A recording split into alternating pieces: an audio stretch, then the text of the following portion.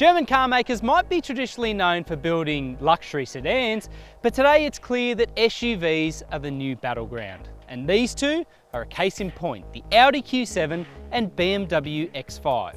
Question is, which one's better? These two are crucial to the success of BMW and Audi in Australia. The X5 is currently segment leader in terms of sales, while the Q7 maintains a healthy slice of Audi's local volume, even though it has been on sale here since 2015 and is due to be replaced in the coming weeks. Here we're testing the two mid-range variants of the Q7 and X5 lineups. The Q7 50 TDI is the cheaper of the two, at just under $112,000. Both SUVs are powered by 3-litre turbo diesel 6-cylinder engines, offer all-wheel drive grip and fast-thinking automatics. Now the Q7 might be up for a facelift later this year, but even so, the outgoing models has some really strong credentials on paper. The rear seat space is much bigger than the X5. You get a tumbling function for the second row, and you get 7 seats as standard. When it comes to towing capacity, it trumps the X5 there as well. 3.5 tonnes versus 1,900 kilograms. More affordable, 7-seat capacity standard and 5 ISOFIX child anchorage points. The Q7 might have been around since 2015, but it does trump the new X5 in quite a few areas, at least on paper. Now with all that said, the Q7 is showing its age in other areas, and the X5 really brings that home. You've got a much nicer cabin presentation with comfier seats, nicer materials and a more cohesive dashboard presentation. The driving position is also leaps and bounds ahead. You somehow sit lower in the cabin than the Q7, yet you have a more commanding view of the road and your surroundings.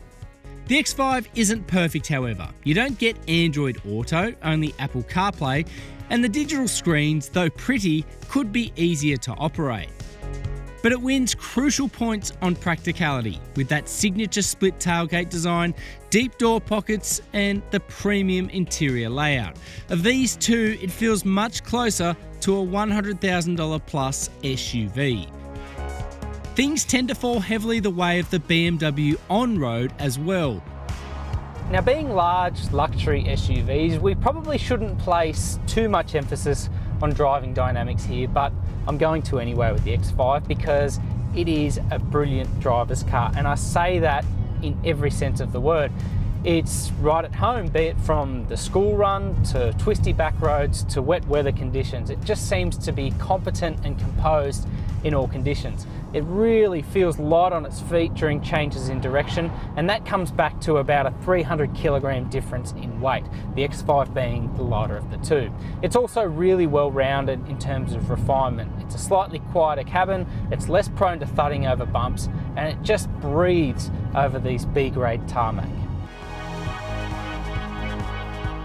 Now in isolation, the Q7 is a very competent driving machine. It's smooth, it's comfortable on the road, and it feels pretty confident as well. But against the X5, it definitely has some shortcomings. Firstly, the ride. It thuds over harsher imperfections and just doesn't feel quite as controlled as the BMW.